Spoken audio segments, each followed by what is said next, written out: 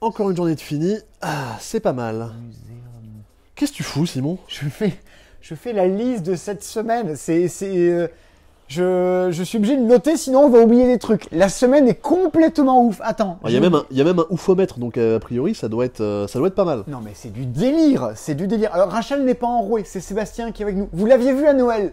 Si vous avez regardé 2h20 de vidéo. C'était la pire. Ah mais chaque fois que tu viens, Sébastien, c'est les pires vidéos d'à chaque fois. Attends, j'ai oublié encore des jeux. Je sais pas comment je dois le prendre. Bah bien, parce que chaque fois que tu viens, du coup, il y a des trucs, il se passe des trucs de ouf. Bah, la dernière fois que je suis venu, il y a quand même Michel Vedette qui a dit qu'il avait bien aimé la façon que j'avais de présenter les jeux. Donc merci Michel, j'aime beaucoup. Il y aura peut-être pas des stars à chaque fois qui vont venir dans les commentaires pour te dire. On sait jamais. En tout cas, j'aime beaucoup Brigitte et Popcorn de Michel Vedette. Ah bah écoutez, il s'est passé plein de trucs ouf cette semaine. Ce qui expliquera mon état de fatigue général sur toute la vidéo, on a un nouveau site internet. Ah, c'est bien ça. Ça c'est bien. Et il fonctionne? On a un nouveau site internet. Il marche bien? Non, alors il marche. Allez. Il y a des trucs qui marchent pas exactement, mais venez voir, je peux vous montrer. Parce que je peux vous montrer. Franchement, allez voir. Alors. L'adresse c'est quoi? C'est le-passe-temps.com. Ouais, c'est exactement ça. Il est tout beau, tout joli. Regardez, il y a Packet Chips, il y a Balada, je vous en ai parlé la semaine précédente. Il y a Twisted Fables, il y a plein de trucs. Il y a les Hidden Games qui viennent de revenir, mais on en parlera là-bas. Oh, le spoil. Ouais, vous pouvez commander tous les jeux qui sont sortis cette semaine, vous allez les retrouver là. Si parfois il y a des images qui déconnent, vous offusquez pas, c'est normal. Il y a les dernières vidéos qu'on a sorties. Il y a les jeux préférés de un tel ou un tel. Je retiens. Le sémillant Nicolas. Elle s'est mis en Nicolas et sa moustache. Je voudrais savoir c'est quoi un des jeux préférés de Rachel. Genre, l'île des chats. Oh. Étonnant. D'ailleurs, elle a un chat sur l'épaule. Moi, j'aime pas trop. Mes jeux préférés à moi, genre les kazoo, tu vois, par exemple. Les avis des gens. Alors ouais, on a fait un truc rigolo. Si vous laissez... jamais on l'a pas encore testé. Donc ça vaut le coup. Si vous voulez le tester, si chaque mois, chaque fois que vous laissez 10 avis, genre vous mettez des avis sur des jeux, ok, je pense ça, bah, vous avez 5% de remise de plus sur ce que vous achetez. Bon, pas mal. Donc c'est cool. Est-ce que ce sont des pourcents additifs ou multiplicatifs? Multiplicatif. D'accord. C'est comme ça qu'il faut dire. Je crois que mathématiquement c'est ça. Ah ouais. Et si vous voulez savoir comment marche le système de fidélité qu'on a refondu, il y a tout un blog là-dessus qui explique ça. Voilà. Donc franchement, nouveau site internet, on y a passé 6 mois. Ça a l'air de rien, mais on sait. Faudrait pas le dire. Les enfants. Les parents, là, donnez-leur un coup, jetez-leur un coup ça dessus. On s'est cassé le cul pour faire un truc qui soit vraiment classe. Et je crois que c'est classe. C'est classe. Et vous y avez passé quelques nuits pendant la semaine, là. La vache! C'est surtout, qu'est-ce qu'on n'a pas passé comme nuit pendant la semaine. Avec des méga félicitations à Rachel et à Nico qui ont sué, qui ont bien mérité du repos. Alors, qu'est-ce que j'ai? J'ai les jeux que vous nous achetez pas. Mais voilà, oui, on a fait un nouveau site internet. Demain, il y a une vidéo sur les jeux que dans le magasin, quand on vous les présente, vous faites ouais, bof, merci. Alors qu'en fait, on trouve ça bien. C'est une vidéo sur les râteaux ludiques, quoi. Et c'est drôle, ça. Ouais. Et elle est très con, cette vidéo. Et elle est très bien. Franchement, il faut que je fasse du montage là après, mais elle est rigolote. Est-ce que tu es déguisé en Marilyn Monroe dans la vidéo? Non, je suis déguisé plein de fois dans la vidéo. Ah, bah voilà. Festival J-7, Festival Chimie du jeu J-7, on va vous en reparler toutes les 3 secondes et demie. Ça c'est fait. Semaine de ouf. Les sorties de la semaine sont juste complètement tarées. Ça, on vous l'a déjà dit, on va vous le redire une fois ou deux. À peu près. Ouais, alors c'est la vie sur Packet Chips. Lundi, il y a un c'est la vie sur Packet Chips. Ça paraît que vous en avez déjà dû entendre parler 4-5 fois par semaine. Ouais, c'est un des meilleurs jeux sortis cette année. Et donc, sorti cette année, qui n'est pas sorti cette année encore. Qui sort la semaine prochaine, qui sort pour le Festival du jeu, l'itération numéro 5. Et on fait toute une vidéo dans laquelle on y joue et dans laquelle on donne notre avis, c'est la semaine prochaine. C'est dispo géant, pourquoi j'ai écrit ça? Semaine prochaine, pas de c'est dispo. Non. Attends. Mais il y aura un c'est dispo putain fucking géant. On le fera en live comme ça à l'arrache, en direct du Festival de la chimie du jeu, qui est, je vous rappelle, dans 7 jours. Et on va se balader dans tout le festival, je vais vous montrer tous les jeux qui seront sortis là-bas. Et on va aller discuter avec plein de gens. Tous les éditeurs, les auteurs qui seront là-bas, the influencer of the shows ludiques qui seront là-bas. La vidéo fera peut-être 2h30. Je ne sais pas du tout. Mais en tout cas, vous verrez tout ce qui se passe au festival, comme si vous n'aviez pas besoin d'y aller. Tout ce qui se boit et ce qui se mange aussi. Il n'est pas exclu qu'on va voir boire un coup à un moment. On vous parlera également du jeu de la bombe, qu'on aura en exclu sur le festival. Je peux vous le montrer rapidos. Alors, attention, c'est un jeu minimaliste. Hein. C'est minimaliste, c'est le jeu de la bombe. C'est ce petit jeu-là. Et avec ça, vous pourrez nous l'acheter en exclu. On aura sur le Festival du jeu. C'est un jeu qui a été développé par Phil Viscaro et on a une version spéciale passe-temps. On vous en parlera plus dans le prochain, c'est dispo la semaine prochaine. Guettez-le, il sera sur le site internet d'ici dans le courant de la semaine. Il apparaîtra. Ça coûte 2 €, hein, c'est une petite bêtise. Mais on est très content d'avoir pu faire ça. Et c'est un jeu, c'est vraiment de la bêtise à jouer en soirée entre potes. Et c'est assez cool. Vidéo très bientôt là-dessus. Et demain, il y a les auteurs de Mes Amis sont qui ne viennent pas au magasin animer Mes Amis sont. Par contre, il y aura l'éditeur qui sera là. Donc si vous voulez jouer à Mes Amis sont avec l'éditeur à Toulouse, on est bon. Donc, on a déjà fait pas mal d'itérations de la liste. On a fait la moitié du papier, donc ça fait 5 minutes 46. A priori, on a la moitié de la vidéo. Ça punaise. On a un nouveau site. Vous ne nous achetez pas des jeux. Il y a le festival bientôt. La semaine va être ouf. Il y a un C'est la vie sur Packet Chips qui arrive lundi. Il y a un C'est dispo géant vendredi prochain. Il y a le jeu de la bombe qu'on va sortir très très bientôt. Et demain, si vous êtes à Toulouse, vous pouvez venir jouer à Mes Amis sont avec l'éditeur. C'est parti. On attaque cette semaine de ouf. J'ai fait un oufomètre pour classer les trucs par du plus ouf au moins ouf. Ça fait très invention de Gaston Lagaffe, le oufomètre. Ouais, comment tu t'en servirais? Est-ce que ce serait genre une espèce de manique que tu passes devant les jeux et tu sais, et ça te dit si c'est ouf ou pas? Ah, toi, t'as des idées. Moi, je sais pas d'où ça me vient. On va les reprendre. Eh ben, écoutez, dans mon platypus, voilà, dans mon oufomètre, en 1. Qu'est-ce que tu nous as mis dans ton platypus? J'ai mis platypus. Bon, vous avez sans doute dû voir la vidéo où on y joue, en mode géant, tout ça. Il est là, le petit jeu de Phil Walker Hardling. Phil Walker Texas Ranger Hardling. Ok. Illustré par Monsieur Dupont. Oui, il y avait beaucoup trop de voyelles la première fois que je l'ai dit. C'est du jeu coopératif, c'est du pur jeu d'ambiance à jouer en soirée. On est sur du top 10, on est sur du Similo, on est sur du Profiler. À tous les gens qui me répondent, eh ben, en fait, tous ces jeux-là, ça ressemble vachement. Ben oui, bien sûr, ça ressemble vachement. Mais alors, Mysterium, ça ressemblait à Dixit. Similo, ça ressemblait à Mysterium. Top 10, ça ressemble à d'autres trucs. Les jeux se ressemblent. C'est la vie. Ce qu'on leur demande, c'est d'être toujours plus amusant, rafraîchissant, tout ça. Et Platypus, c'est méga amusant. J'ai fait deviner samedi soir un putois. Grâce à mon adjectif, mon Platypus est troué. Et les gens, ils ont trouvé. Ah ouais, d'accord. Je comprends pourquoi les gens ont fait le... Ouais, et voilà, j'ai la ref. J'étais tellement content. Qu'est-ce que le trou du putois? Comment ça marche cette histoire? Eh ben, vous allez avoir des choses, des cartes qui sont posées sur la table. Par exemple, du lait avarié, Marilyn Monroe, la gare Montparnasse, les Simpsons, c'est quels gens qui l'ont mis rien que pour moi. Une boule disco, Voldemort, Daft Punk et cette chanson de Vincent Delerme qui s'appelle Natation synchronisée, que je suis la seule personne dans le monde à connaître. Mais non, il y a ma pote Émilie aussi qui connaît. Ça fait 2. Ça fait 2. Après, il faut aimer Vincent Delerme. Et donc, on va essayer de faire deviner, mais qui n'aime pas, on va essayer de faire deviner une carte parmi tout ça. C'est tout couillon.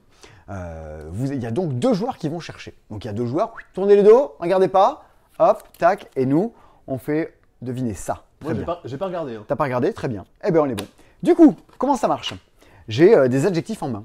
Alors Sébastien, tu vas faire la personne qui cherche, même si normalement c'est fait pour jouer à plus nombreux. Moi, j'ai 6 adjectifs en main, et je vais te donner un premier indice. Mon platypus, Sébastien, il est chaud. Ton platypus est chaud. Mon platypus est chaud. Il faut que tu retires 2 cartes qui, selon toi, ne sont pas mon platypus. Okay. Une ou 2. Ok.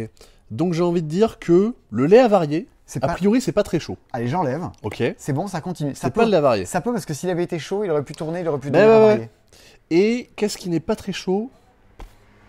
La natation synchronisée, j'avoue que ça me chauffe moyen, donc j'ai envie de dire que c'est pas très chaud. Nous avons connu des correspondants allemands. Putain, c'est vrai que t'aimes Vincent Delerme. Et des correspondants anglais. Alors, je vais te donner un nouvel indice.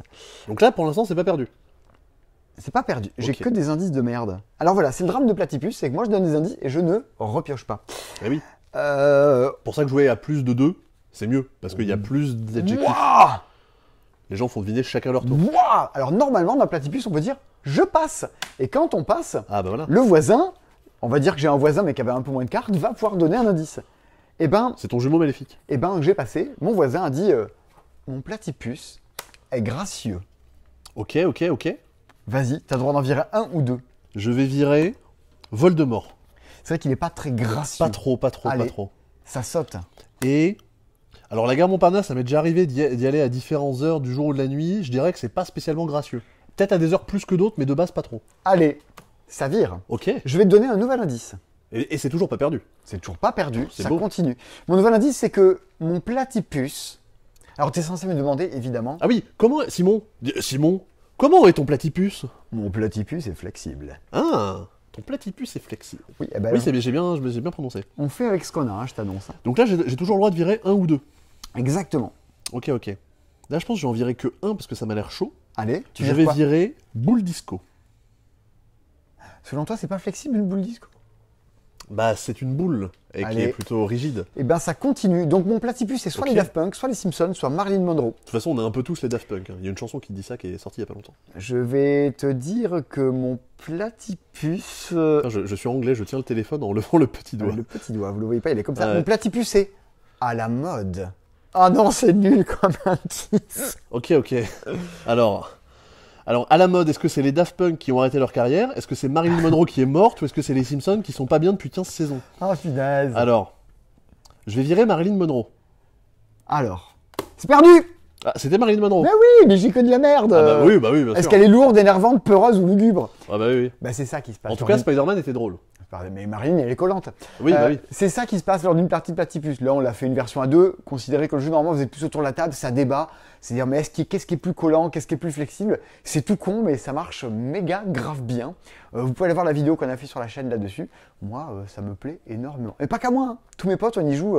On passe nos soirées à jouer à ça en ce moment. Bah, c'est le genre de jeu comme Mystère, quoi. Tu le sors et tu le refermes jamais, quoi. Tu joues jusqu'à la fin de la night. Exactement. Est-ce que comme jeu qui introduisent des débats débiles un peu comme ça, il n'y en aurait pas un autre cette semaine, par hasard? Il est dans mon oufomètre, il était assez haut aussi dans mon oufomètre. Regarde, il est juste en dessous de Platypus. C'est de 0 à 100. Il est juste là. Et de 0 à 100, il est ouf comment? Allez, il est ouf, allez, à 99, parce que si on a mis Platypus à 100. Un peu comme le nombre de Luftballons qu'il y a dans la chanson de Nena. Non, ici. C'est exactement ça le jeu. Tu as très bien résumé, Sébastien. C'est du jeu de questions, dans lequel le but est c'est un jeu de questions inversé. Là, en fait, dans ce jeu, on a une réponse. La réponse, c'est 45. La réponse à quoi? Eh ben, on a tous devant nous des questions. Par exemple, moi j'ai combien faut-il d'éléphants en moyenne pour égaler le poids d'une baleine bleue? Comme autre question, j'ai combien d'années a duré le sommeil de la Belle au bois dormant? Combien de centimètres mesure en moyenne la langue du tamanoir, également appelé le grand fourmilier? Combien de langues, selon la Bible, étaient parlées à la tour de Babel? Quel est le pourcentage moyen d'eau dans une pastèque? Ou un melon d'eau, parce que c'est un jeu québécois, donc je pense qu'il y a des cartes. Quelle était la vitesse maximale en km/h de la Ford Model T, créée en 1908? Ok. Bien. Eh ben, il faut que je trouve un truc dont la réponse c'est 45. C'est ça, donc là on a chacun des questions comme ça devant nous. Moi j'en ai 6. On va chacun en jouer une. Alors vas-y, moi j'ai quoi? La hauteur en mètres du château de la Belle au bois dormant de Disneyland Paris. Le nombre de centimètres que mesure un cordon ombilical humain. Ah. Combien d'années Robinson Crusoe a vécu sur son île? Pas 45. Le nombre d'enfants de Madame Vassiliev, la femme qui a eu le plus d'enfants au monde. Oui. Le nombre de langues dans lesquelles la saga Harry Potter a été traduite. Et combien de semaines dure la gestation d'un éléphant? On est très porté sur les éléphants et sur les princesses. Ok, et ben du coup, moi je vais jouer combien faut-il d'éléphants en moyenne pour égaler le poids d'une baleine bleue? Je pense que je vais jouer ça. Tu vas jouer laquelle, alors, toi? moi, je reste très sur la gestation. J'hésite entre le nombre de centimètres d'un cordon ombilical et le nombre d'enfants qu'a eu Madame Vassiliev. Je pense que... J'avais cru lire ça à un moment. Je pense qu'avec ça, je suis pas mal. C'est beaucoup plus. Ah ouais? Ah oui, ah oui, c'est oui. genre 80? Ah ouais, c'est un truc... Ouais, alors, mais dans ma tête, c'est une femme en Inde, mais je peux me tromper. Alors, Madame Vassiliev? Combien faut-il d'éléphants? 25. Ok. Ah merde, j'ai 20 d'écart avec la bonne réponse. Ouais. Et toi, tu as 69. T'as Nice. 24 d'écart. J'ai 24, donc tu as gagné. Donc c'est moi qui suis plus Ah, il y a des petites précisions. 69, 27 grossesses pour 4 quadruplés, 7 triplés et 16 jumeaux. D'accord. Donc du coup, c'est l'occasion de discuter. Il n'y en a pas un qui a eu tout seul. C'est genre un à la fois. Ouais. On a évidemment des cartes qui vont dire je rajoute plus 20, je rajoute plus 1000, je vais dans le 1000. Le but, c'est de se débarrasser de nos cartes. Il faut, à chaque fois qu'on a bon, on s'en débarrasse. Alors, si on n'a pas bon, on repioche. Il faut se débarrasser de ses cartes avant les autres. C'est du pur jeu d'apéro avec des questions qu'on tire au centre de la table et qu'on joue pendant des heures. Si vous venez au festival de jeux ce week-end, il y aura même l'auteur Antonin Bocara pour vous faire jouer à ça. Franchement, c'est tout couillon. C'est la culture générale pour les nuls. C'est absolument pas exigeant. C'est ce qu'on demande à un jeu d'ambiance, quoi. De vas-y, on tire des cartes et on se marre. Avec un peu de chance, Antonin Bocara, il vous fera jouer aussi à d'autres trucs qui sortent genre dans 2 mois, quoi. Ouais, genre Complice. Ouais, par exemple. Et ouais. Un jeu qui est méga cool. Enfin, il est pas tout seul dessus. Écoute, j'ai découvert ça il y a pas longtemps en vidéo. Mais vous verrez ça. Ah ouais? J'avais jamais joué. C'est trop bien. On a un nouveau format de vidéo dans lequel on découvre des jeux en live. Je dis tiens, il y a une boîte. j'ai jamais entendu parler, c'est quoi? Vas-y, je vous dis. Et on a filmé ça. Est-ce que tu as invité Marcus? Non, pourquoi il faisait ça, Marcus? Il faisait ça pour du jeu vidéo, genre sur Game One. Ah, ok. Il y a moult années. Marrant. Non, j'avais invité un ami, mais qui était à l'escalade ce jour-là, donc j'ai fait ça sans amis. Alors, Platypus. Mes amis sont pas là. Et mes amis sont pas là. 0 à 100, on en a parlé. Ouais. Putain, alors là, entre le combat de hype entre Creature Comfort, Nemesis et l'extension de Narak. On vous a dit, hein, grosse semaine. Grosse semaine. Eh bien, votez dans les commentaires pour savoir lequel on va choisir. On va attendre que vous ayez fini de voter. Voilà. Ok. Il y en a encore un ou deux là? Là, ouais. On est bon? Je pense que là, c'est bon. Tout le monde a voté.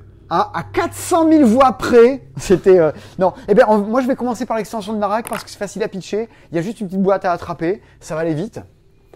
L'extension de Narak. Vous avez entendu parler 503 000 fois depuis des années. Bon, de Narak, un des meilleurs jeux de gestion sortis l'an dernier. C'est pas moi qui le dis, c'est la terre entière qui le dit.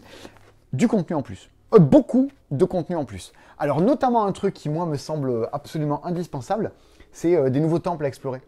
À savoir que sur le côté, la piste de recherche va complètement changer. Il n'y en a pas un, il y en a deux. Et ça, c'est top. Une asymétrie au niveau des personnages. Vous incarnez donc chacun des personnages, vous avez des plateaux différents, et du coup, des decks de départ un peu différents aussi. Ça va orienter certainement vos parties. Des nouvelles cartes, parce qu'à un moment, on en veut toujours plus, et des nouveaux assistants, des nouveaux monstres, des nouveaux gardiens, des nouveaux sites. Donc, un reboot de Narak. Genre, vous aimez bien? Eh bien, on n'a pas pété la mécanique, on l'a juste repimpé.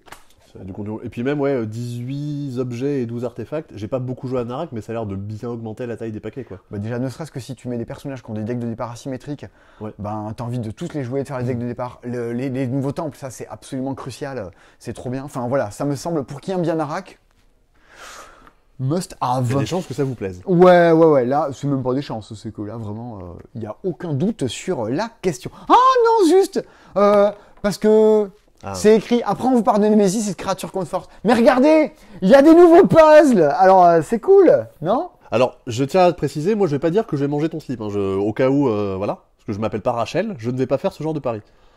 Parce qu'elle avait dit qu'elle allait manger mon slip? Il y avait une vidéo comme ça, je crois. Ah mon Dieu, quel enfer. Ah ouais. Alors, c'est Yellow qui les fait. Chaussettes. C'est Yellow qui les fait. Alors, il y a deux types de puzzles. Il y a ceux qui sont jolis, enfin, qui n'ont pas d'autre fonction que d'être de très belles illustrations. En l'occurrence, alors, plein d'illustrateurs, il n'y a pas nécessairement des gens qui ont fait des jeux. Si vous prenez cette boîte, qui selon moi est la plus jolie, celle qui colle le mieux à mes goûts, elle est dans le même teinte de couleur que notre site internet, je sais pas si t'as remarqué. Ouais. J'aime beaucoup ce style. Et bien voilà, c'est Jean Dalin qui fait ça. Que vous pouvez retrouver sur Instagram, qui fait plein d'illustrations. Ça, on retrouve... Alors, mais il me semble que c'était l'illustration de... un petit peu dans l'esprit de... Ça fait penser les montagnes hallucinées, ouais. Exactement. Oh le gigantisme. Alors là, si vous faites ça, accrochez-vous, faut aimer le bleu. Regardez-moi ces nuances de bleu. 50 Shades of Blue. On dirait une chanson de Vincent Delerme. Exactement. Il y avait des nuances de bleu. Alors, et ensuite, un poste de Étienne Héberger. Le bleu marine. Ah, pardon. Ouais.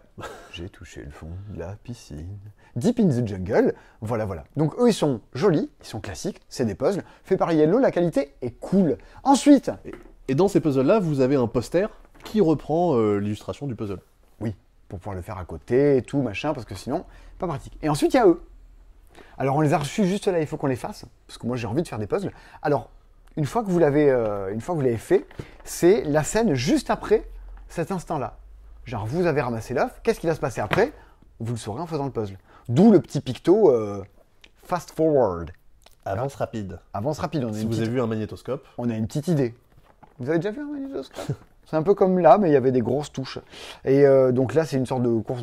Ils sont inspirés du jeu Bunny Kingdom. Du coup, c'est le même illustrateur. C'est Paul Maffaillon qui les a fait. Du coup, je suis content. Ça me permet d'avoir des nouveaux puzzles au magasin. Oui. Paul Maffaillon qui a illustré des cartes sur Hearthstone. J'ai découvert ça récemment. Voilà.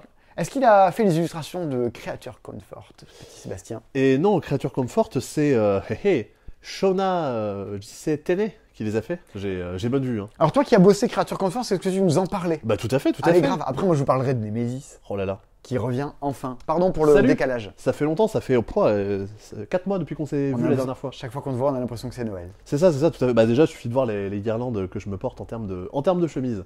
Incroyable. Creature Comfort, c'est, si je dis pas de bêtises, le premier jeu qui arrive en France d'un éditeur américain qui s'appelle KTBG, qui grosso modo va faire des jeux qui ont à peu près cette tête-là, genre des trucs tout choupi, tout mignon, hyper léché en termes de matos et de visuel.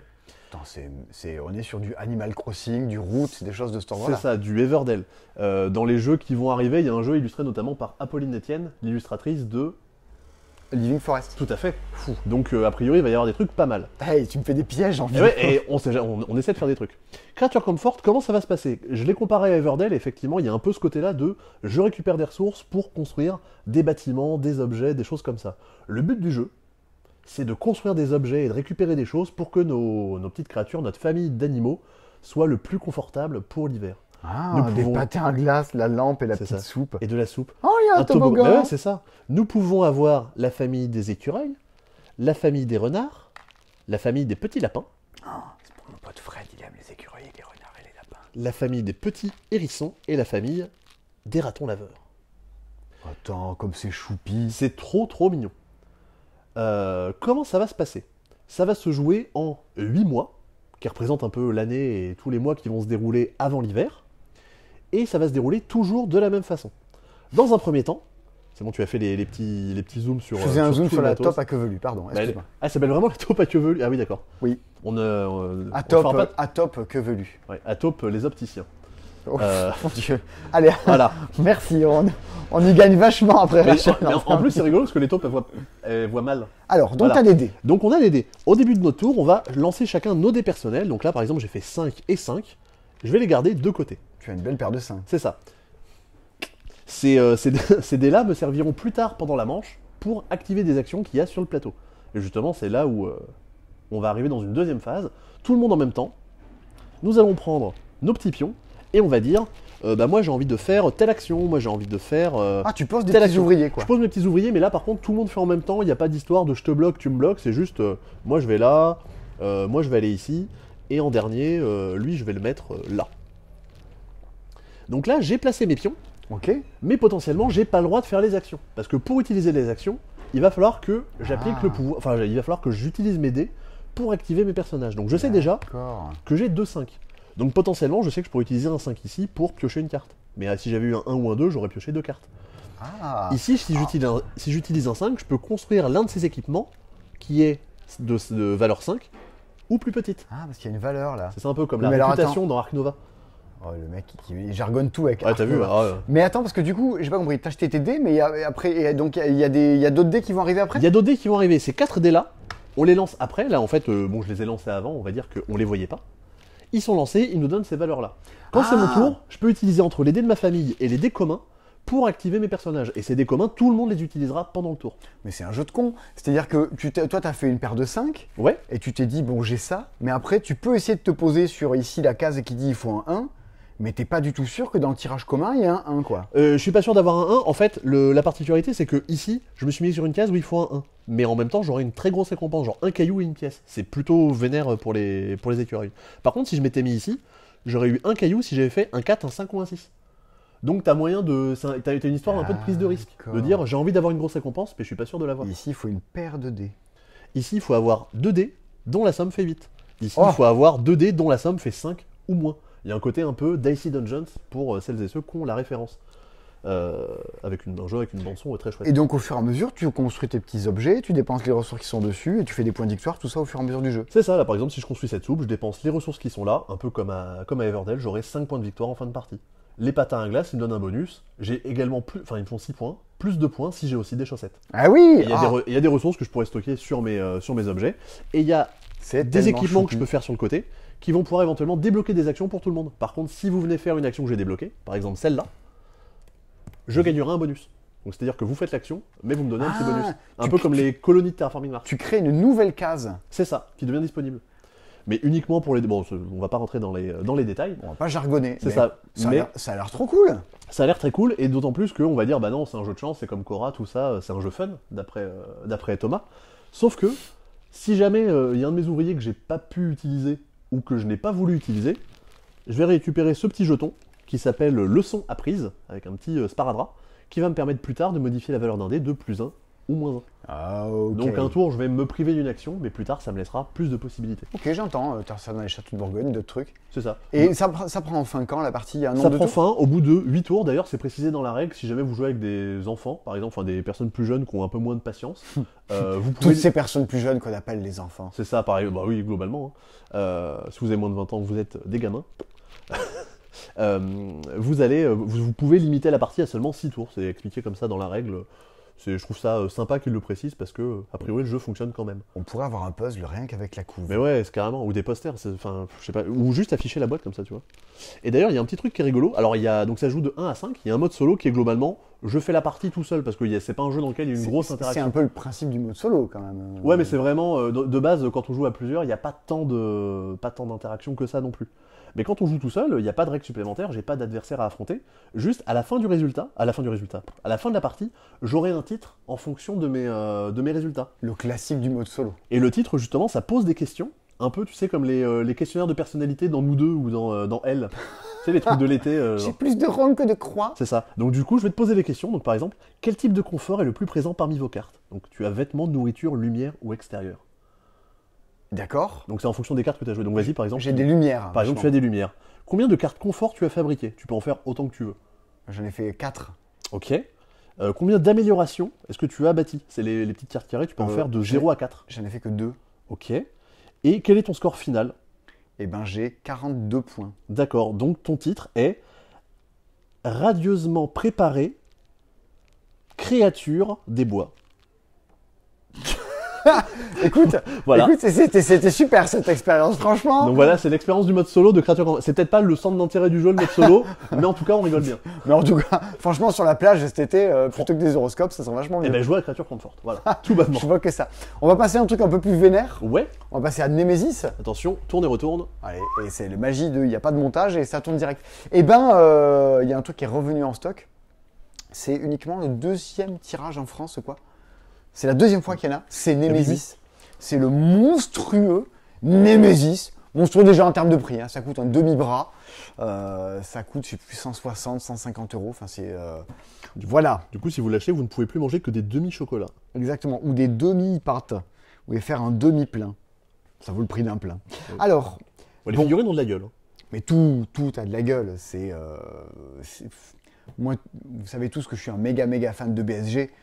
C'est ce qui se fait de mieux en termes de BSG. Alors on jargonne pas BSG, Battlestar Galactica. C'est Battlestar Galactica. Ouais. Pardon. C'est de l'énorme jeu de traître entre potes autour d'une table, quoi. Dans le pitch, vous êtes à bord d'une sorte de vaisseau qui est une sorte de Nostromo, de vaisseau d'alien. Grosso modo, ça ressemble quand même vachement à Among Us. Vous êtes en train de vous déplacer à l'intérieur de ce vaisseau avec vos actions, à dépenser votre énergie. Vous avez un point d'énergie, vous avez toutes les actions que vous pouvez faire, ou 2 points d'action pour faire un déplacement vigilant, mais c'est tout. Et vous commencez à vous déplacer à l'intérieur de ce dédale, en essayant de ne pas vous faire défoncer par les créatures. C'est a priori coopératif, sauf que voilà, on a tous des missions secrètes, on en a 2, des missions secrètes. Moi, je veux envoyer un signal et que le nid soit détruit, ou alors je gagne si j'envoie le signal et que le vaisseau est détruit quand même. Je suis là, tu peux me dire, le joueur 1 ne doit pas survivre. C'est mon objectif pour gagner la partie. Ou alors, à la fin, je suis le seul survivant. Ce qui est pas mal aussi. Et j'ai gagné aussi. Est-ce que potentiellement, le joueur 1, ça peut être moi? Oui, ça peut être toi. D'accord, donc mon but, c'est de mourir. Ah non, toi, non. Ah oui, d'accord. Ah non, voilà. Ça marche pas, non, ça marche pas comme ça. Okay. Le truc en plus, c'est que, à la moitié du jeu, vous allez vite virer une mission pour ne vous concentrer que sur une seule.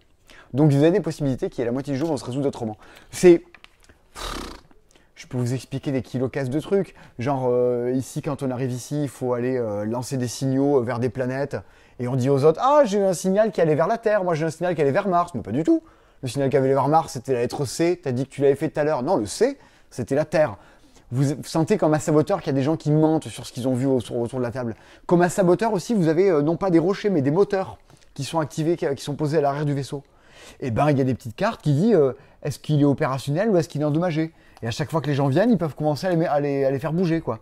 Et le vaisseau ne pourra, les moteurs ne pourront vraiment être activés que si les 3 sont mis en même temps. Chaque fois que vous faites des actions dans des salles, vous faites du bruit. Les créatures vont commencer à se déplacer vers vous. Il y a un système d'incendie qui va se déclencher à bord du vaisseau, qui risque de peut-être tout vous faire perdre. Et il est possible que quelqu'un ait comme mission de foutre le feu à tout ça, quoi.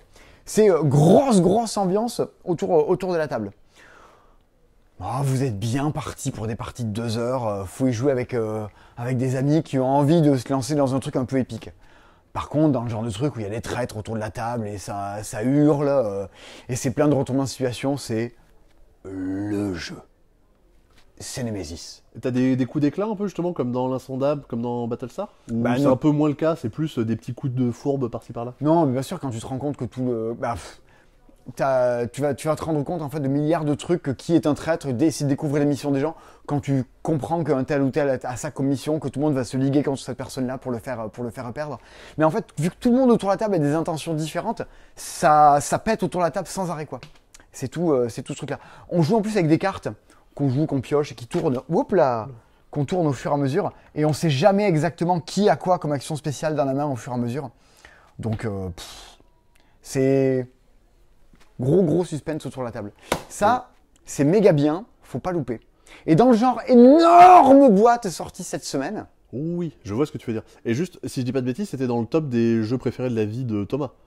Oui, grave. Pour dire en plus, pour les gens qui aiment bien les jeux d'enfoirés, a priori ça se pose là, quoi. Non mais ça, je vois même pas pourquoi je vous en parle. C'est Nemesis, je vous en parle pour vous montrer un peu le matériel. Alors, le matériel, on n'a pas sorti la moitié de la boîte dans ce qui est exposé. Ah oui, d'accord.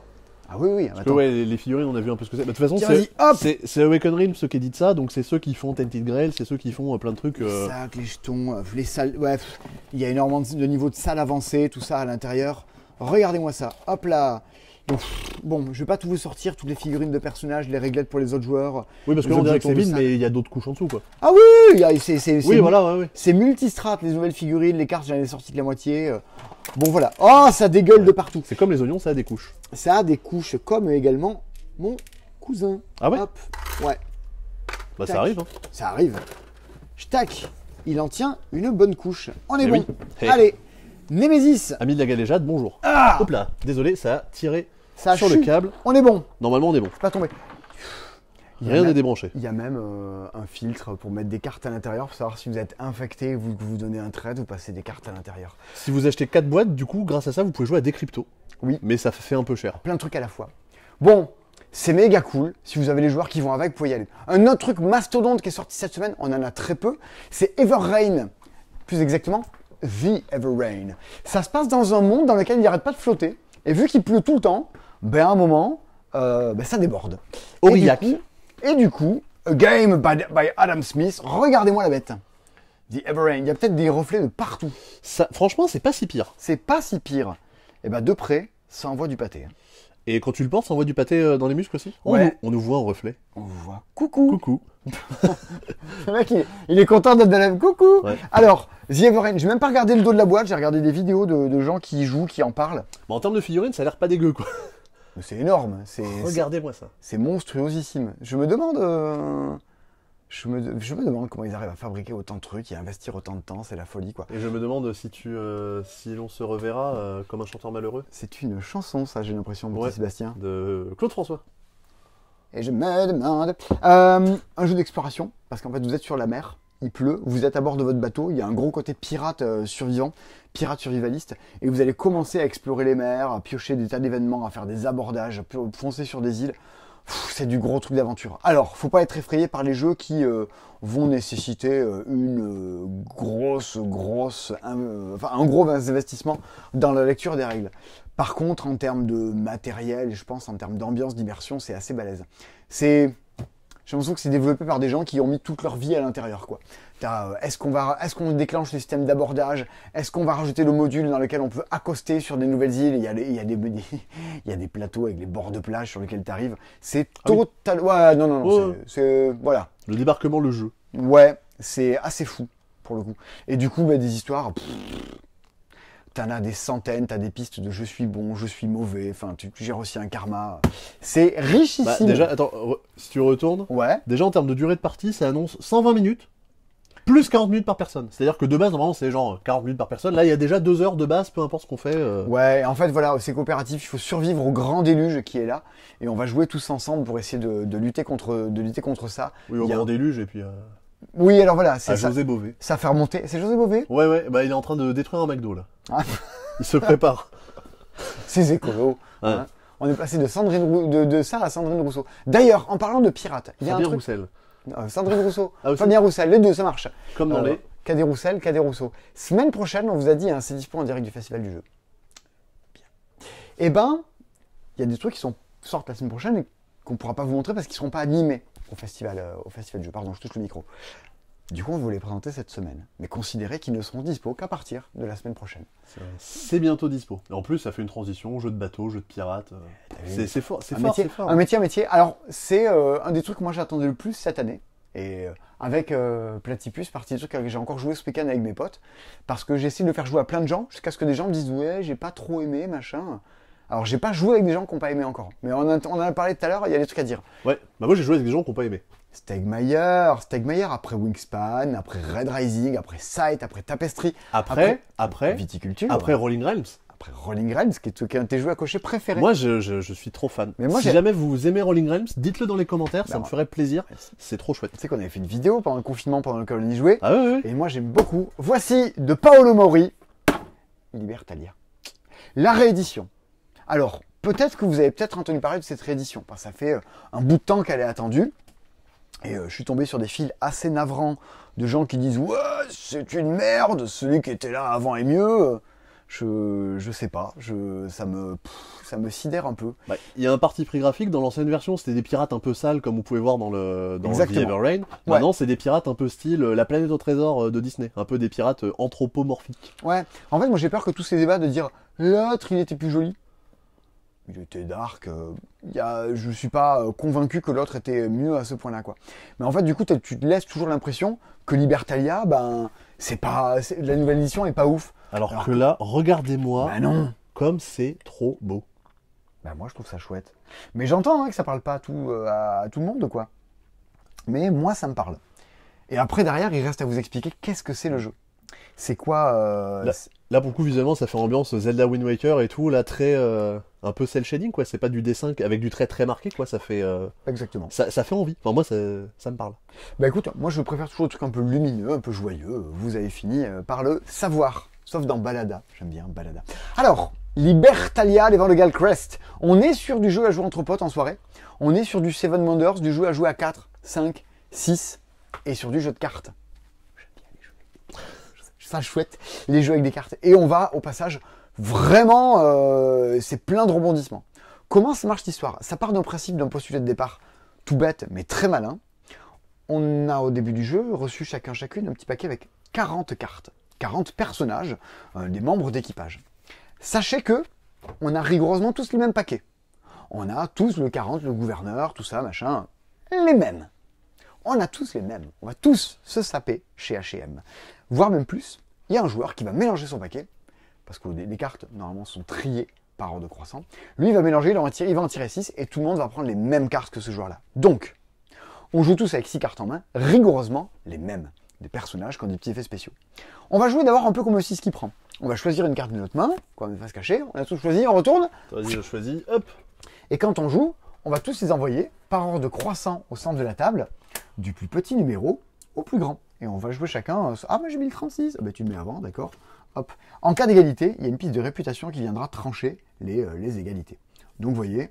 C'est la valeur qui est indiquée ici, au cas où. Voilà, c'est tout bête. On a tous mis notre carte, et maintenant, il va se passer 2 choses. Première chose, c'est le jour. On va commencer à activer les effets de jour des cartes. Donc là, pas d'effet. Là, on va activer l'effet. Là, on va activer l'effet. Là, on va activer l'effet. Autant vous dire que vous voulez jouer un plus petit numéro pour déclencher votre effet avant les autres. Parce que vous verrez en jouant, mais il y a des effets qui vont dire prenez les butins avant tout le monde, virez la carte de quelqu'un. Vous voulez le faire avant qu'on vous dégage vous, avant qu'on vous vole vos butins. Une fois qu'on a activé tout ça, il est temps maintenant de venir taper dans les trésors, dans le butin qui est ici. Parce que c'est la phase de... C'est la phase... Oui, bon, alors là, il y aura un autocollant dans votre version. Merci, Matago. Oui, comme d'hab, il y a toujours des erreurs. Mais ça, c'est pas dramatique. Non, mais surtout, il y aura un autocollant pour le changer. On n'en a rien à faire. C'est une aide de jeu. Bon, il y a toujours des bugs. Là, il y en a un. L'idée, l'autocollant, vous le collez et c'est calé. L'idée, c'est qu'ensuite, on va activer en retournant et on va maintenant venir prendre un butin qui est ici. Sauf que c'est le second capitaine c'est le joueur qui est le plus haut qui va en prendre un. Après, chacun dans l'ordre du tour, on va en prendre un. Sachant que ça, par exemple, c'est une malédiction, ça fait perdre des points.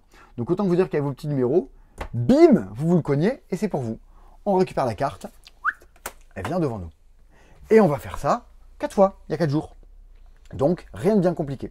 Vous allez me dire, bah attends, il y a 6 cartes, on le fait 4 fois. Il y a 2 personnages que vous n'avez pas joués. Vous allez les garder pour la manche d'après. Parce que de nouveau, on va tous reprendre les 6 mêmes personnages qu'on va rajouter. Sauf que cette fois-ci, on aura beau avoir tous les mêmes personnages. Vous avez du reste du coup d'avant. Donc il y a un peu des coups d'éclat, des personnages que vous devez faire rentrer dans le jeu que les autres n'avaient pas avant. Après, c'est tout un jeu de on se met sur la tronche. Et c'est tout un jeu de moi je marque des points pour tel type de trésor que j'ai récupéré. Donc toute la partie, vous les récupérez les mêmes. Vous savez tous les effets que les autres joueurs peuvent faire autour de la table. Vous allez sans arrêt réfléchir de « Attends, je mets pas tel personnage parce que lui va mettre ça, parce qu'en fait, lui, il veut récupérer tel trésor, donc il va mettre un gros personnage ce tour-ci pour récupérer les trésors avant moi. Donc je peux mettre mon petit personnage, faire l'effet avant. » C'est trop méga malin. Et surtout, comme toujours dans les jeux de chez Stegmaier, qui autrefois c'était Space Cowboy qui faisait ça, hein, enfin Marabunta. C'était les gens qui après ont fait Unlock, Splendor et machin. Et ben c'est fluide. C'est cool, ça roule, c'est bien édité, on pose pas de questions en jouant quoi. Ça avance. Ça navigue sur une mer d'huile. Ça navigue sur une mer d'huile, comme dirait ta grand-mère. Bah oui, sûrement. Bah elle est morte, donc ça va être chaud. Bah elle le dira, mais très mal. Mais très très mal, on va mal articuler. Bah ouais, c'est compliqué. On a des petits coffres pour marquer nos points de victoire au fur et à mesure. D'un coup sur l'autre, vous pouvez faire des 18 points, le coup d'après un 35 points. Ça peut passer de tout à rien. Ça, c'est une petite modification de règle qui n'était pas dans l'ancienne version. Et clairement, c'est mieux, ça apporte plus de gameplay, plus d'interaction autour de la table. Moi, je trouve ça redoutablement bien. C'est un des meilleurs jeux auxquels j'ai joué cette année, et même encore à l'époque. Hein. Le truc aussi qui est assez fou, c'est qu'en fait, là, de la façon dont tu l'as expliqué, c'est un truc que j'aime bien des fois faire en boutique pour rassurer les gens. Là, on peut quasiment se mettre autour de la table et commencer la partie. C'est-à-dire que rien qu'avec l'iconographie et en lisant le texte des cartes, on connaît quasiment toutes les règles du jeu. Bah en fait, moi j'ai joué samedi, tu distribues les cartes aux gens, tu dis qu'est-ce que c'est le jeu? Je dis c'est ça, on va mettre une carte, et après tu lis les cartes ensemble. Alors tu vas dire, tiens, le garçon de cabine. Alors vous allez comprendre l'intérêt du jeu. Si ce personnage est le plus à gauche sur l'île, gagnez 3 pièces. Donc le tour où vous le jouez, assurez-vous que ce soit celui avec le plus petit numéro qui va être joué. Par exemple. Si ce personnage est le plus à gauche sur l'île, ne passez pas le premier tour. Ah merde, non, pardon. Non, c'est pas ça. Le bandit, déplacez votre jeton sur la case la plus à gauche de la piste de réputation. Donc en fait, en cas d'égalité, désormais, vous jouerez en dernier. Pim, pim, pim, pim. Mais tu gagnes 1 point de victoire par case que tu as perdu comme ça.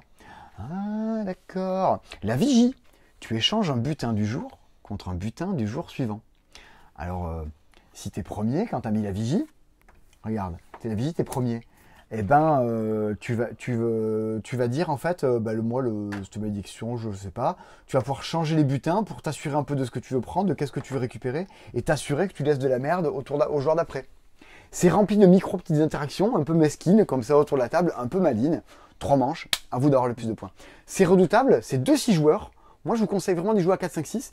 Quand vous jouez en mode solo, vous avez... C'est pour jouer à 2, ça, par contre. Pour jouer à 2 Ouais, c'est pour jouer à 2. En fait, t'as un personnage qui vient se mettre en plein milieu de l'île, qui vient dire, bah, si t'as joué avant moi, il se passe ça, si t'as joué après moi, il se passe ça. L'aspirant de marine.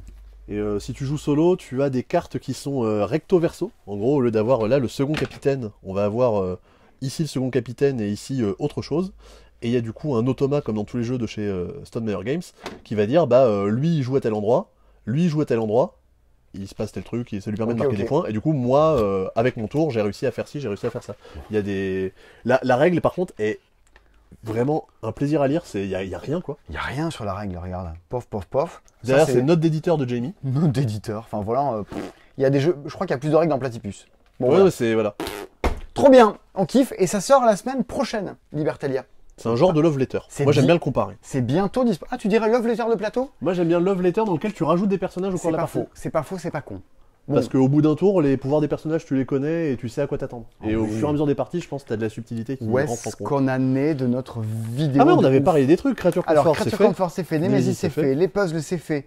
Libertalia, c'est fait. Everrain, c'est fait. Everrain, c'est fait. Semaine prochaine, d'ailleurs. Ah non, ça sort cette semaine. Mais franchement, la semaine prochaine, il se passe un truc cool. Ça, c'est l'Obsidienne. C'est une BD dont vous êtes le héros, comme vous avez l'habitude d'en croiser de chez Macaca. Mais,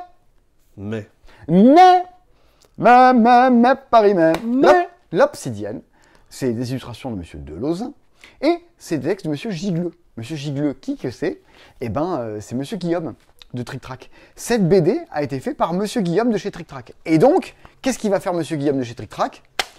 Il va venir vous les dédicacer au Festival de Chimie du Jeu. Et ça, c'est cool. Donc, si vous venez sur le festival ce week-end, il pourra venir, il vous fera des petites dédicaces. Et même l'illustrateur vient aussi. Alors, si jamais, mais je sais pas exactement comment on va pouvoir faire ça.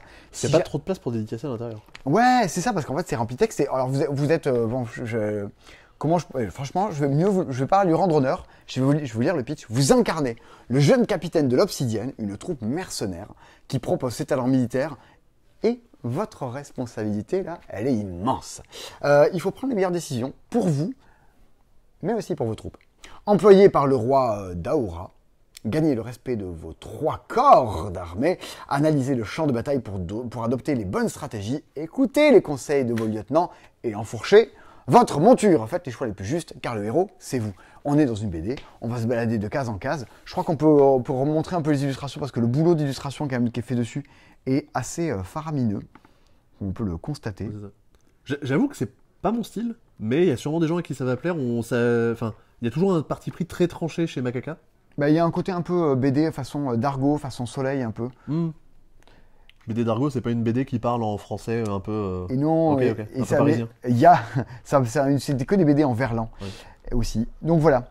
Et donc ça, si vous venez au Festival du jeu pour les faire dédicacer, je sais pas, je dis vraiment ça en l'air. Si jamais vous voulez que Guillaume et l'illustrateur vous le dédicacent et que vous nous le commandez sur notre nouveau site internet tout beau tout neuf, mettez-nous un petit mot dans les commentaires. On les lit tous, on le prendra pour leur faire dédicacer au Festival du jeu. Comme ça, vous pourrez recevoir des exemplaires dédicacés. Ah ouais, ça serait cool. Tu prends cet engagement. Bon, ok, oui. Bon, c'est pas très compliqué à faire. C'est vrai. On peut faire ça. Dites-le nous par contre avant le début du festival, avant vendredi prochain. Cool. Merci.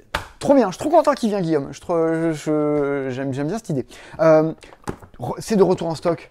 Les 2 affaires de Hidden Games, l'affaire de Bourg-le-Petit et le diamant d'Amaryllis. On a fait toute une vidéo qui en parle très longuement. Et donc, c'est voilà, excellent jeu d'enquête. Mais genre, vraiment excellent. Autrefois, c'était dans des enveloppes. Ils ont mis des petites boîtes autour, mais qu'est-ce qu'il y a à l'intérieur de la boîte? Des enveloppes. Des enveloppes. Ah ouais. Donc voilà, ça marchera tout aussi bien. C'est une sorte de jeu Legacy, mais à une enveloppe. Mais avant, tu recevais une enveloppe, maintenant, tu reçois un colis. Oui. Voilà. Et c'est fait par... Par qui? Clousimo. En plus, sur la boîte, la boîte est sympa. Rien à voir avec Massimo Gardia, qui avait fait la ferme célébrité. Rien à voir avec une Tassimo, qui avait chanté Maseki Massimo, qui avait repris Dragostea Nintei de Ozone. Tu as vraiment une culture absolument gênante. Bah ouais, oui, c'est le terme. Les Aventuriers du Rail Scandinavie est de retour en stock. Alors c'est un Aventurier du Rail qui est fait pour être joué uniquement à 2 ou 3. Ce n'est pas une extension, c'est un jeu de base. Et il y a un Père Noël bourré sur la boîte. Voilà. Bon, ça fait des semaines que j'oublie de vous dire que c'est dispo. Et chaque semaine, on me dit « Tu l'as pas dit la semaine dernière !» Oui, je sais. Alors, elle est basée sur Spider-Man, qui est mon héros comique préféré, juste après Andrew Manoff, peut-être, un truc quelque part par là. Et Popek. Rigolo, Popek, il a des tas de blagues sympas. Il y a 5 scénarios à l'intérieur. Il y a 2 personnages dont Sébastien va dire le nom. Il y a Miles Morales, qui est un nouveau Spider-Man. Il y a également Gwen Stacy, qui est Ghost Spider, qui est du coup dans l'univers du Spider-Verse. Ouais, voilà. Et il y a un dernier scénario, pas piqué des hannetons. C'est ça. Bah, grosso modo, vous avez, comme dans chaque extension de Marvel Champion, une campagne qui est reprise par 5 scénarios. Il va se passer des choses entre les scénarios et votre deck va évoluer. En plus d'avoir des cartes que vous pouvez ajouter à vos personnages de base. Là, comme personnage, vous avez l'Homme Sable, vous avez Venom, vous avez les Sinister Six, qui sont du coup évidemment, qui vont chercher à tabasser Spider-Man évidemment. Parce que c'est ouf. Ouais. Il y a Mysterio, qu'on a vu dans Spider-Man. Il y a Mysterio. Eh oui. Alors je l'apprends. Rien à voir avec Rey Mysterio, le catcheur. Non. Mais c'est le monsieur qui a un aquarium sur la tête. Ah ouais. Mais du coup, lui Mysterio, il va foutre un peu le dawa dans notre deck. Et il y a un dernier scénario. Alors j'avoue que je me suis spoilé juste pour regarder ce que c'est. Je vous le dis pas, mais c'est le genre de truc qu'on aimerait bien voir au cinéma, quoi. Je pense que ça pourrait avoir de la gueule. C'est peut-être Christian Clavier, comme dernier. Ah, lui, on le voit un peu au cinéma. Un peu trop. Ouais. Pas moi, mais en général, il est vu. Écosystème est de nouveau de retour en stock. Vous nous l'avez beaucoup demandé parce qu'il était à rupture de stock. C'était un petit jeu de draft dans l'esprit de Sushigo. On se fait drafter des cartes, non pas des sushis, mais des petits animaux. Et on va chacun créer un écosystème devant nous. Il faudra qu'on mette des rizières, des saumons autour, des ours, mais pas à côté des cerfs. Et en fait, là où Sushigo, la contrainte, elle est sur chaque carte à marquer des points. Là, chaque carte vous donne une contrainte de l'endroit dans lequel vous devez le poser sur l'écosystème que vous créez devant vous. C'est du très familial, les illustrations sont canonissimes. Et ça, je suis très très très content qu'on en ait reçu à nouveau. Tu veux voir les petites illustrations un peu de plus près? Vas-y. Dommage, il n'y a pas de boîte de démo de tout, mais en fait, c'est ce que j'appelle la carte en plein écran. Ah ouais. Il y a un petit côté Living Forest en termes d'illustration. Et ouais, et du coup, ça suffit à comprendre le jeu sans avoir besoin d'artifice. Tu as une petite tête de jeu sur le côté qui te dit les saumons, il faut qu'ils soient à côté et collés à une rizière. Il faut que les loups, ils soient collés de cette façon-là, de façon à faire une meute. Tout ça. En Aventurier du Rail, un des Suisses était plus disponible, l'extension qu'il faut pour absolument jouer à 2 ou 3, et l'extension Afrique, qui est celle qui change un peu la façon dont on score nos routes, avec de quoi les faire doubler leurs points. Ça, c'est de nouveau dispo. Il y a 2 petits jeux pour enfants qui sont dispo, Hérisson Tourbillon de chez Abba. Il devait être au Festival du jeu et en fait, il n'y est pas. Alors moi, c'est des hérissons avec des lunettes, donc rien que pour ça, c'est cool. Un petit jeu de memory où il faut retrouver les couleurs des feuilles, sachant qu'il y a des couleurs en haut et en bas et qu'elles sont insérées à l'intérieur de nos petits hérissons à lunettes. Et il faut retrouver chacun sa couleur et arriver à les placer correctement. C'est mignon, c'est 4 ans, et ça vient juste de sortir. Et il y a un autre petit jeu qui est Oscar et Max. Alors je crois que c'est sorti depuis un petit bout de temps, mais comme il sera au Festival du jeu, je l'ai référencé pour qu'on ait un nouveau. C'est un petit jeu de mémoire, avec plein de jetons au centre de la table. On vous demande de retrouver des animaux. Si vous vous trompez, les erreurs, vous les empilez au milieu de la savane. Quand vous tombez sur le lion, il faut vous rappeler de toutes les erreurs qui sont passées depuis le début pour pouvoir les remporter. Wouh! Et quand il y a un singe, allez, on remélange tout et c'est reparti de memory, repart à la case 0. À vous de remplir votre petit plateau de jungle avec 6 bonnes réponses au fur et à mesure du jeu. C'est vraiment du jeu d'apéro pour les 4 ans. Bon, je pense que Thomas nous trouverait une petite variante qui va bien, quoi. À mon avis, avec n'importe quelle petite liqueur dans un godet, ça marche très bien. Pareil, un truc que j'ai commandé, je crois que ça fait 1 an que je l'ai commandé. C'est Kim Joy's Magic Bakery. Franchement, est-ce qu'on n'est pas dans l'ambiance exacte du joli puzzle de Jean Dalin? Regarde. C'est tout choupi. Mais oui. Un jeu de Ben Kepner avec des illustrations par Linda Vanderberg. Alors, Bakes by Kim Joy. Kim Joy, je crois que c'est une dame en Angleterre qui a une émission de cuisine. Et vu qu'elle aime bien les jeux, a priori elle aurait déjà joué à Takenoko en vidéo, cette dame, elle a fait un petit jeu coopératif. C'est un petit jeu de cuisine coopératif. Une sorte de overcooked. Pourquoi je dis overcooked? C'est une sorte de overcooked en jeu. Alors regarde, les illustrations sont méga coolos. Par exemple, lui, il veut absolument faire avec de la confiture sur une éponge, par exemple. L'idée, c'est qu'au centre de la table, il y a des ingrédients. Et chacun le tour va pouvoir choisir de se servir dans un ingrédient. Ces ingrédients, si on a les bons en main, on peut les combiner pour arriver à faire des plats. Et en haut de la table, il y a des clients qui veulent des plats en particulier. La question, c'est quel ingrédient on prend, lesquels on laisse aux autres, qui fait quoi comme plat, est-ce qu'on arrive à servir les gens? Il faut les servir en temps et en heure avant qu'ils se barrent, un peu à la Cosmopolite. Sauf que là, on n'est pas du tout sur un jeu de rapidité. On est sur un truc dans lequel chacun son tour, régulièrement, tous les tours de table, il y en a qui se barrent. À vous de les satisfaire. On est sur du très familial. Alors, c'est de la VO. Donc les noms sont écrits en anglais. Sugar, fruit, sponge. Il n'y a pas de texte sur... Non. Enfin oui, pas tant de texte, quoi. On reconnaît avec les icônes, quoi. C'est le nom du truc. Bon, au passage, vos enfants vont un peu bosser leur anglais. C'est tout choupi. Bon... Et par contre, quand tu dis que c'est un jeu de cuisine, tu veux pas dire que c'est un jeu de questions à la mode? Non. Parce qu'il y a des jeux de questions à la mode sur la cuisine? Non. Tu m'as fait planter. Non, c'est un jeu de quiz in. Voilà. Promis, on le réinvitera plus. J'espère. Enfin, je sais pas. Bon, après, au passage, quand même, dans ce sujet coopératif, il y a des sortes de scénarios. Il y en a 10. Et vous pouvez faire les 10 scénarios différents, mais c'est plus des modes de jeu que des scénarios encore à proprement parler. Bon, on vient juste de le recevoir. Il est en anglais, il est en VO. On a un nombre de boîtes que je peux compter sur le bout de mes pouces. Pourtant, ça fait des années qu'on l'avait commandé, mais bon, c'est comme ça. C'est les joies de l'import.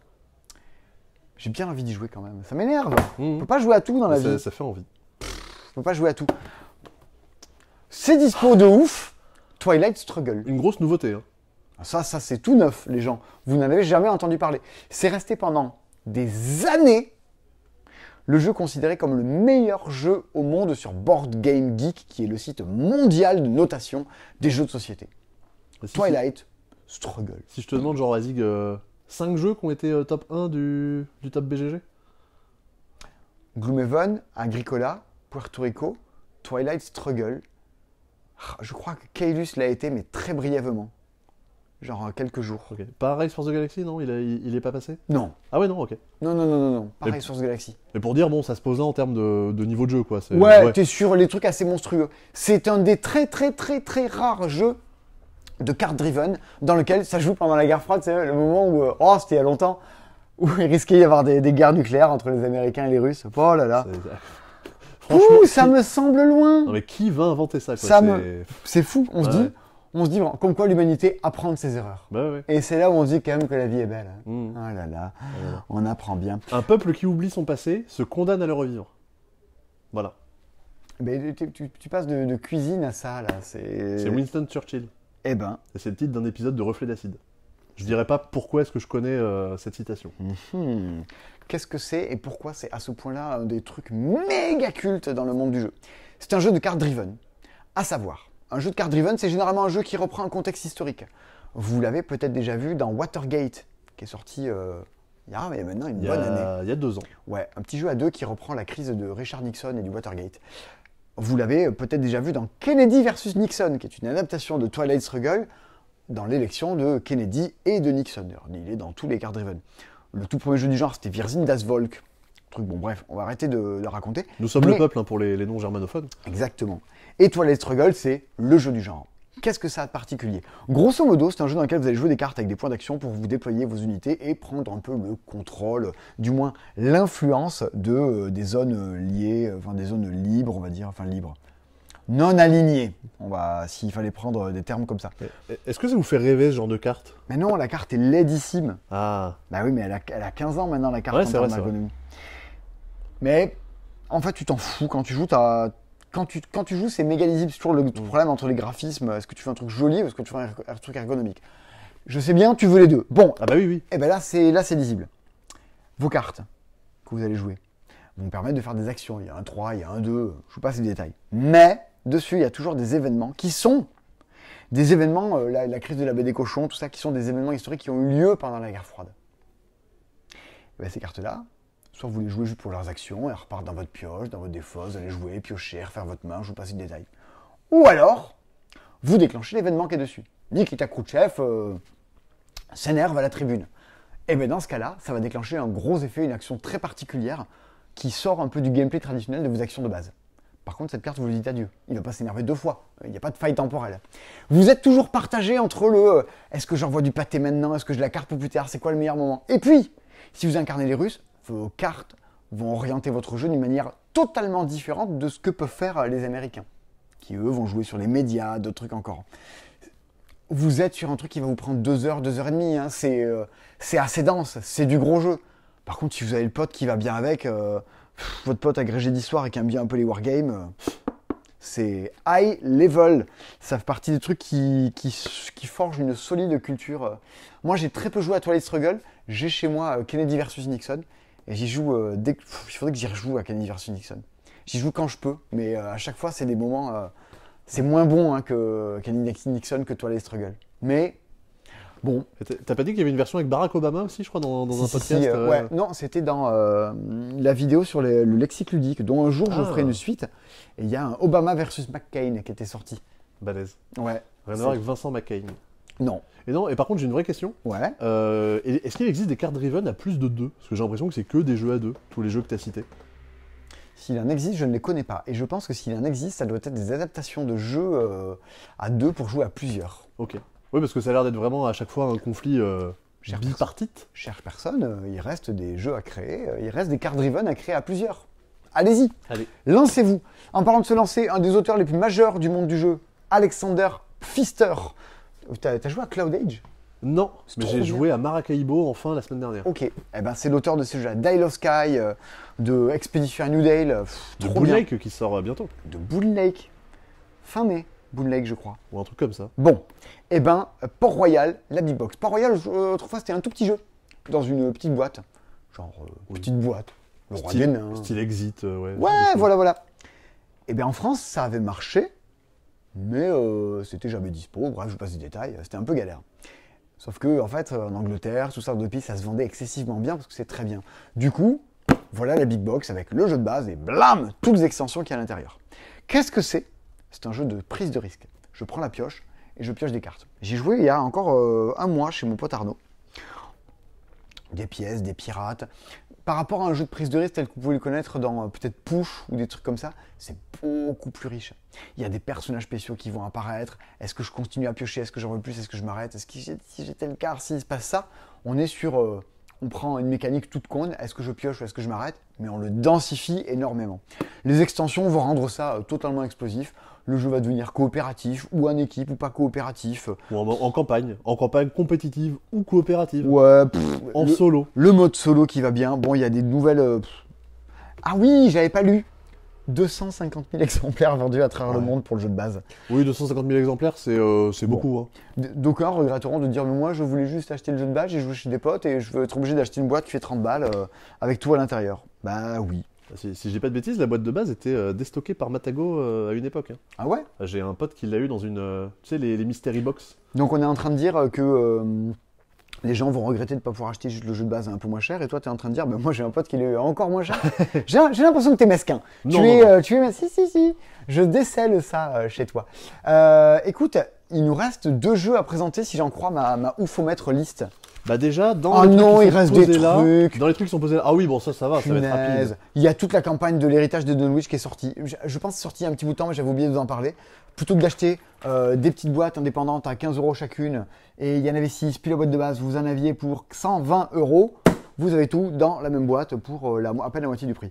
Bon, ça vaut quand même méga le coup pour qui aime Arkham, le JCE. Disons que vous achetez ça, vous avez 8 scénarios que vous allez clairement rejouer parce que dès la première fois, vous n'allez pas gagner. 8 scénarios, ça fait donc 8 parties. Une partie, c'est bien 2 heures, 2 heures et demie. Plus du temps entre les parties pour améliorer son paquet de cartes. C'est justement un jeu à la Marvel Champion où on va construire son paquet avant de démarrer la partie. Même la campagne va dire est-ce que je commence par tel scénar ou tel scénar, donc c'est un peu ouf. Ça, c'est les investigateurs qui vont bien avec. Vous pouvez rajouter pour incarner des personnages différents au sein de la même campagne. Il y a toute une chaîne qui est plutôt cool qui s'appelle Arkham JCE Aventure, sur lequel vous allez pouvoir trouver des open the box, tout ça de ce jeu-là. Bon, c'est pour qui aime bien les jeux de cartes. Moi, mais c'est marrant, il y a peut-être des gens en magasin qui disent oh, nous on est un peu passé à côté. Moi, je trouve ça trop bien. C'est peut-être pas le plus redoutable mécaniquement, encore que je suis pas sûr. Moi, l'ambiance, l'histoire, le récit me va tout à fait et je m'éclate à jouer à ça. Je l'ai découvert là justement avec la réédition de l'ancien jeu et ça a beau avoir quelques années, ça se joue très bien. Mais ouais. Il reste 2 bêtises dont il faudrait qu'on vous parle. Phil Walker Harding n'a pas sorti qu'un seul jeu. Cette semaine, il en a sorti 2. Et le deuxième, c'est Museum Suspect. Oui. Mais j'ai pas eu le temps de bosser, j'avais bossé tout le reste à la place. Ouais. Est-ce que toi, t'as bossé, Sébastien? Alors, moi, j'ai bossé, j'y ai même joué. J'ai battu Nicolas l'autre jour. Alors, on y a joué à 2, je suis pas sûr que ce soit la meilleure config. Tu as joué quand? J'ai joué au Buena la semaine dernière. Mais comment ça se fait, il est pas... Ah, vous le bossiez pour l'alchimie du jeu?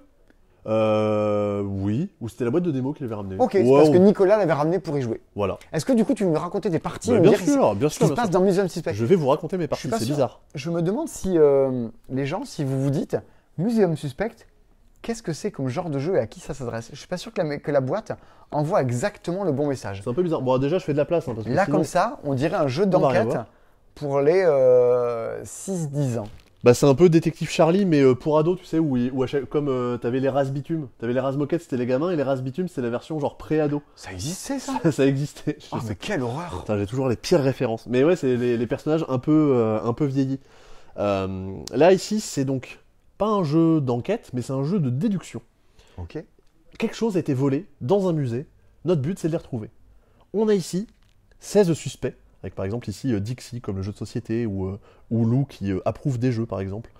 On sait que parmi ces 16 personnes, il peut y avoir une personne qui a commis le méfait, il peut y avoir plusieurs personnes qui ont commis le méfait, ou alors la personne qui a commis le méfait a pu se barrer. Comment ça se déroule? L'installation c'est tout bête, on prend 8 indices qu'on met sur les côtés qui vont nous donner des informations sur qui a commis ou pas le méfait. Okay. À mon tour, déjà en début de partie, on va récupérer une petite feuille de calepin qui va permettre de noter des petites choses. Ici, vous avez tous les indices qui sont représentés, et ici, vous avez la grille qui est représentée, où vous pourrez prendre des petites notes.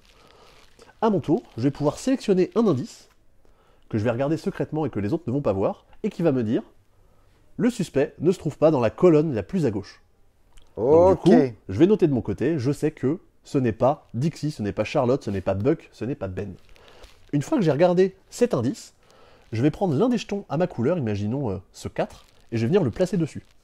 Plus tard, pour qu'on sache que toi tu l'as vu. En fait. Pour qu'on sache que je l'ai vu, et surtout, si plus tard quelqu'un veut venir regarder cet indice, il ou elle devra dépenser un jeton de valeur 4 ou plus. Ah, en fait, c'est une sorte de force de verrouillage que tu mets dessus. C'est ça. Donc c'est-à-dire qu'il y a toujours moyen de bluffer ou pas, dire je vais mettre une grosse valeur alors que c'est nul, ou une petite valeur alors que c'est très bien. Alors que l'indice sert à rien. Alors que l'indice sert à rien. Et du coup, les gens vont se dire ok, là il a mis ça, peut-être que c'est pas déconnant. Donc petit à petit, l'oiseau fait son nid, on va venir poser chacun nos pions, et il va falloir du coup dépenser ses pions pour pouvoir regarder les indices et obtenir des informations. Yes. Qu'est-ce qui va se passer aussi dans une deuxième phase du jeu? Je vais prendre également l'un de mes jetons que je vais mettre face cachée sur l'un des suspects. Je me dis, Samy, c'est peut-être lui qui a commis le méfait. Il a une bonne gueule en tout cas. Et il se trouve que si Samy a commis le méfait en fin de partie, si j'ai mis un jeton 2 dessus, je marquerai 2 points. Ok, très bien. Tu fais un pari quoi. C'est ça, on fait un pari. Et sachant que peut-être au début je vais dire, potentiellement Samy ça pourrait être lui. Mais peut-être qu'au tour d'après, je vais choper un indice qui va me dire, en fait, non, c'est pas Samy. Parce qu'en gros, tous les indices vont ressembler à ça. Ça va être, le personnage ne se trouve pas dans une salle orange, ou ne porte pas une chemise rose, ne porte pas d'écharpe. Ah, il y a un petit côté qui est. C'est ça. Et ce qui fait qu'aussi, selon le tirage, tous les indices ne vont pas se valoir. Imaginons qu'il y ait 7 personnages dans une salle verte.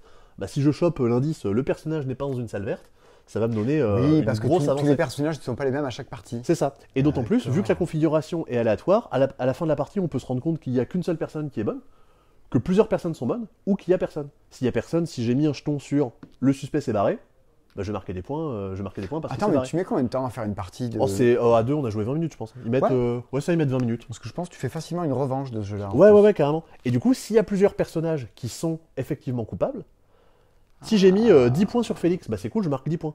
Par contre, si j'ai mis 5 points sur Félix et 5 points sur Capone, je vais marquer 5 plus 5, 10 points, plus 1 point par personnage que j'ai bien suspecté. Donc du coup, j'aurai pas 10 points, mais 12. Tu auras 12. Ok. Je pense pas que ça révolutionne quoi que ce soit, mais honnêtement, c'est plaisant. Et pour un jeu qui dure cette durée-là, je pense que c'est tout à fait cool. À partir de 8 ans, c'est...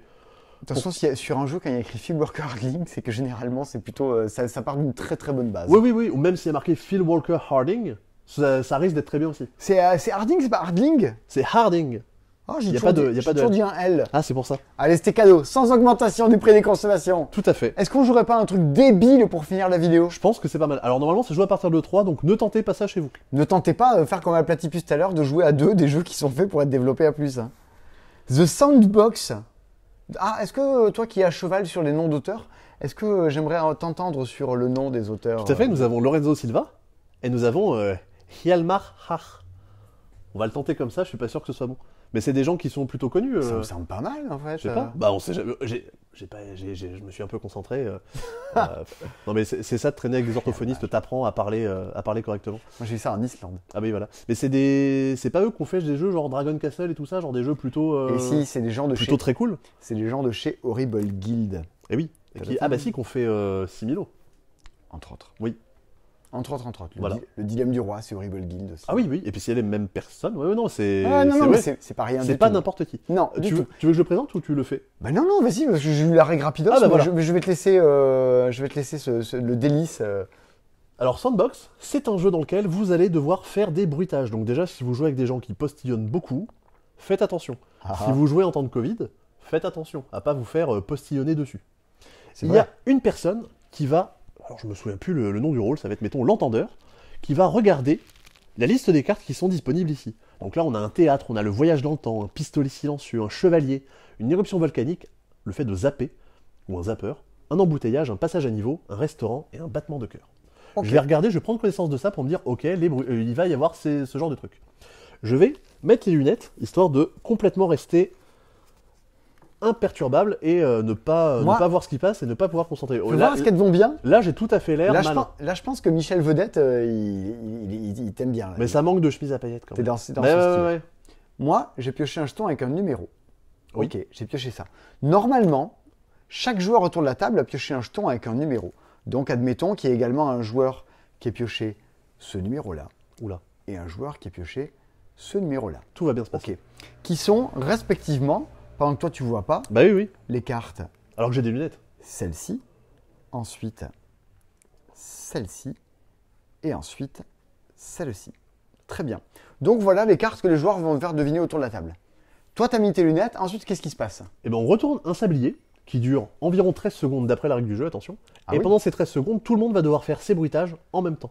Autant dire que ça va être... C'est d'ailleurs ce qui est précisé dans le jeu, c'est la phase de cacophonie. Un petit dédicace à des gens de Lyon qui jouent dans une fanfare qui s'appelle la cacophonie. Alors, t'es prêt? Ouais, tout à fait. Je vais essayer de faire les 3 joueurs en même temps qui font des sons. Ok. T'es prêt? Ok. 3, 2, 1, top. Clap, clap, clap. Ah, clap, clap, clap. Oh, ouais. Ok. Bon, voilà. Là, vu que les choses étaient distinctes, je pense que je vais peut-être pouvoir trouver. Qu'est-ce qui se passe maintenant déjà? J'enlève mes lunettes. Parce que j'ai pas besoin de me souvenir de tout. Et puis j'ai été un très bon imitateur. T'as été un très bon bruiteur. Et du coup maintenant je vais pouvoir regarder les mots et pouvoir essayer de deviner. Alors dire, par exemple, il y avait le théâtre. Oui, clap, clap, clap. Eh ben oui. Par exemple, je vais pouvoir dire, il y avait une éruption volcanique. Attends, je l'ai tellement bien fait. Et ouais, t'as vu. Et là, par exemple, je pourrais dire, oh, il y a un chevalier. Mais là, en fait, non. Mais enfin, il n'y a pas de chevalier. Alors, justement, en fait, pourquoi est-ce que je me suis trompé? Imaginons même qu'il y avait encore d'autres personnes. Je me suis trompé au 3e. Imaginons qu'il y avait encore 2 autres personnes, ça veut dire qu'il y a 2 mots que je n'ai pas trouvés. Petit calcul mental. Ah. Les mots que je n'ai pas trouvés, on va prendre les jetons en question et on va perdre des points de vie. Ouais, parce qu'il y a des petits cœurs qui sont dessinés dessus. C'est-à-dire que dès lors que je me trompe, le tour est terminé. C'est absolument coopératif. C'est ça, oui, pardon, oui, évidemment. Il faut qu'on se fasse deviner absolument les sons les uns les autres. Et du coup, vu que dès que je me trompe, le tour est terminé, il faut bien faire attention à d'abord se concentrer sur les choses dont on est à peu près sûr. Donc si jamais on arrive à bout de points de vie, on a perdu. Et si jamais on réussit, on fait avancer le petit jeton Pac-Man de ce côté-là. En disant, bah, j'ai bien trouvé un mot, puis 2 mots, puis 3 mots. Quand je trouve ces mots-là, enfin quand j'arrive sur ces cases-là, je récupère des nouveaux jetons. C'est-à-dire qu'on va ajouter des nouveaux mots, ça va être de plus en plus compliqué. Et en plus, je crois que les cartes changent au fur et à mesure. En fait, dès l'instant qu'un mot a été trouvé, par exemple, on a trouvé théâtre, on le remplace par chercher un trésor. On a trouvé l'option volcanique, on le remplace par salle de bain. Faut que tu fasses le son de chercher un trésor. Chercher un trésor, sachant que tu as 4 ou 5 personnes qui font les mêmes bruits. Alors là, vous me dites, ça peut jouer jusqu'à 8, ça va être compliqué. Non, jusqu'à 7. Si on joue à 6 ou à 7, il y a une autre personne qui met les autres lunettes, qui va être le magnéto, Serge. J'aurais pu l'appeler Serge dans les. Oui, ça restait une bonne ref. Bah oui, c'est vrai, c'est vrai. Et cette personne va écouter, ne va pas avoir le droit de parler, par contre, elle aura le droit de refaire les bruits pendant la phase où je dois réfléchir de c'était un passage à niveau ou c'est un restaurant. C'est ça, il va pouvoir essayer d'écouter et de refaire les bruitages un par un. Oh, et non pas une marraine. Ça a l'air purement débile et mais je pense que c'est enfin vraiment en barrageux, tu fous la merde autour, tu mets le bazar autour de toi, c'est comme si tu jouais à Pete en barrageux quoi. Et puis il sera encore une fois au festival Alchimie du jeu. Ah bah oui, bah c'est là pour le coup vraiment. En plus c'est l'occasion de jouer avec c'est l'occasion de jouer avec des gens que vous connaissez pas du tout, un truc où vous faites le canard, vous faites bip bip et tut et soin. Ouais. À mon avis, ça peut être bien con cette histoire. C'est ça. Mais c'est enfin, on n'a plus l'occasion de le tester parce qu'on l'a reçu aujourd'hui. Grave, il est arrivé ce midi. Mais vraiment, ça donne trop envie, quoi. Mais en plus, moi, je vais d'abord... J'ai tellement de trucs à jouer. Ce week-end, je vais jouer... Tu veux que je te montre à quoi je vais jouer ce week-end? Ouais. Non, je veux. Parce que je me barre, alors. Vous regardez cette vidéo vendredi et j'ai pris mon week-end. Oh là. Putain, ça fait combien de temps que t'as pas pris de jours de repos? Eh ben... un ou 2 mois après. Bah, des mois, en fait. Je crois qu'ici, il y a un jour où je suis pas venu bosser, il y avait mon neveu la semaine dernière. On va jouer, on a un week-end jeu avec des potes là, et je vous embarque là-haut dans la réserve. Okay. Et donc là, je prends le rôle de Rachel, du coup je dois filmer tes fesses, hein, c'est ça? Oui, c'est exactement ce que fait Rachel à chaque fois. C'est bon, j'ai compris. On va jouer à un truc très atypique. Comme Jarry. Atypique quoi? L'humoriste. Ah oui, il est très atypique aussi. C'est le nom de son spectacle.